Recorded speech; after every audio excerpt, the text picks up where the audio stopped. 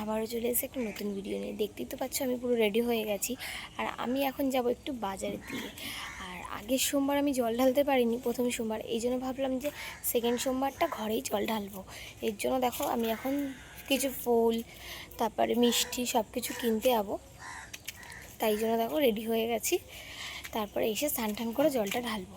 চলো আমি বাজারে যাই, তারপর তোমাদের সাথে দেখা হচ্ছে। আর আজকে জানো তো ফুলের এত দাম, মানে আগুন ছোঁয়া দাম, ফুল মনে হয় ছোঁয়াই যাচ্ছে না। আমি দেখো ওই কটা ফুল নিয়েছি, তাতেই বলে 100 টাকা। আজকে সকালবেলাটা এতটা পরিমাণে ভিড় ছিল, মানে বলার মতো না। আমার মনে হয় আজকে সোমবার বলেই হয়তো এত ভিড় ছিল। এদিকে দেখো আমার সব কিছু নেওয়া হয়ে গেছে। আমি যেহেতু হেঁটে হেঁটে গেছিলাম, এর জন্য আমি সব কিছু নিয়ে চলে আসছি। আর এদিকে আমি বাড়িতে এসে আগে স্নান করে নিয়েছি, কারণ জল চলে যাবে, জল তো আর আমার জন্য থাকবে না। তারপরে আমি যাচ্ছিলাম দুধ হয়ে গেছে। বোন যেহেতু বাড়িতে নেই, এর জন্য ভাবলাম যে না, সকাল সকালই পুজোটা আমি দিয়ে দিই, কারণ বোন থাকলে বোন দেয়। এবার বোন আস্তে আস্তে সেই দুপুর, আর মাও গেছে কাজে, মা আসবে সেই দুপুরবেলা। আমি ভাবলাম যে না, আজকে সোমবার, তাহলে সকাল সকালই পুজোটা দিয়ে দিই। এর জন্য আজকে আমি সকালবেলা পড়াতেও যাইনি। এদিকে দেখো আমি দুধটা নিয়ে চলে এসেছি। আর কি নিয়ে এসেছিলাম সেটা তোমাদেরকে দেখাচ্ছি। এদিকে আমি ফুল নিয়ে এসেছি কয়কটা দেখো, আর নিয়ে এসেছিলাম মিষ্টি। আর আজকে জানো তো আমি সকালবেলায় ঠাকুরের বাসনটা মেজে তারপরেই গেছিলাম, কারণ আস্তে আস্তে আবার কখন না কখন হবে। এই জন্য আমি প্রথমে উঠেই ঠাকুরের বাসনটা মেজেছি, মেজে তারপরে গেছিলাম বাজারের দিকে। আর এদিকে দেখো আমি গোপুসোনাকে এখন তুলবো, জল নিয়েও চলে এসেছি ঠাকুরের। আর এদিকে দেখো আমি ঠাকুরটাকে শিব ঠাকুরটাকে ভালো করে মধু আর ঘি দিয়ে পরিষ্কার করছিলাম। আমাদের যেহেতু অনেক বছরের ঠাকুর, এর জন্য দেখো কেমন রঙটা যেন উঠে গেছে।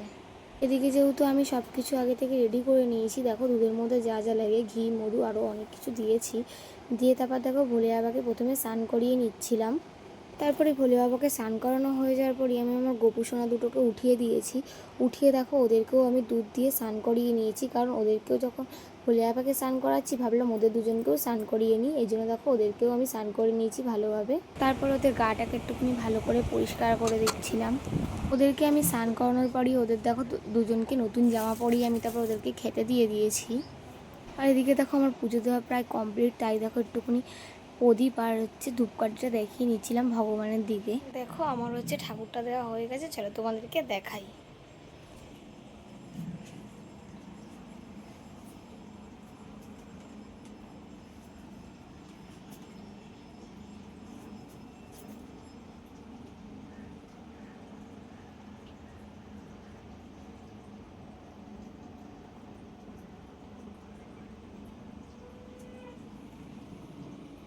আমার গোপুসোনার কিছু জামা ছিল, ওগুলোকে আমি ধুয়ে মেলে দিলাম। মেলে দেওয়ার পরে দুধ ছিল কিছুটা, তাই ওই দুধটাকে গরম করে তারপর আমি খেয়েছি। গরমও ছিল কিন্তু যেতে পারিনি, এই ভাবলাম যে জলটা ঢালবো, এই জন্যই যাইনি। আজকে এটা শনিবার পরিয়ে দেবো। এখন দুধটা খাবো, আর আজকে নিরামিষ রান্না করব। আর নিরামিষ করব, সোয়াবিন আর ডাল করব। যাবো একটু পরে সদায় দোকানে, তারপর তোমাদের সাথে দেখা হচ্ছে। তারপরে আমি দুধ বিস্কুটটা খেয়ে নিয়েছি, কারণ খিদে পেয়েছিল খুব জোরে। গিয়েছিলাম, বাবা বললো সদাই নিয়ে আসতে, যাই আমি সদাইটা নিয়ে আসি, তারপর এনে তারপর তোমাদেরকে দেখাচ্ছি আমি কী নিয়ে এসেছি। থেকে চলে এসেছি, চলো তোমাদেরকে দেখাই আমি কী নিয়ে এসেছি। এদিকে দেখো আলু নিয়ে এসেছি, আর ওলকপি নিয়ে এসেছি, ওল নিয়ে এসেছি, আর এখানে ডাল আছে, আর এখানে সোয়াবিন। নিরামিষ করব। একেবারে আমি রান্না ফান্না বসাই, তারপর তোমাদের সাথে দেখা হচ্ছে। কিছু গুছিয়ে রান্না বসিয়ে দিয়েছি।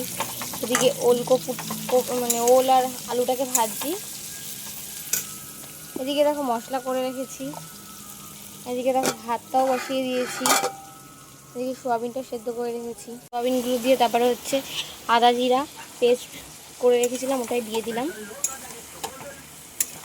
একটু গুঁড়ো মশলা দেবো কিছু। দেখো আমার সোয়াবিনের তরকারিটা কষানো হয়ে গেছে, এবার আমি জল দিয়ে দেবো। আর এদিকে আমি ডালটা বসিয়ে দিয়েছি। এদিকে দেখো সোয়াবিনের তরকারিটা আমি জল দিয়ে দিয়েছি, এবার একটু আলুটা সেদ্ধ হলে নামিয়ে দেবো। এদিকে দেখো আমার তরকারিটা হয়ে যাওয়ার পরে আমি একটু গরম মশলা দিয়ে দিচ্ছি, দিয়ে তারপর একটু নামিয়ে দেবো। এদিকে দেখো ডালটা সেদ্ধ হয়ে গেছে আমার। দেখে তো মনে হচ্ছে তরকারিটা ভালোই হয়েছে।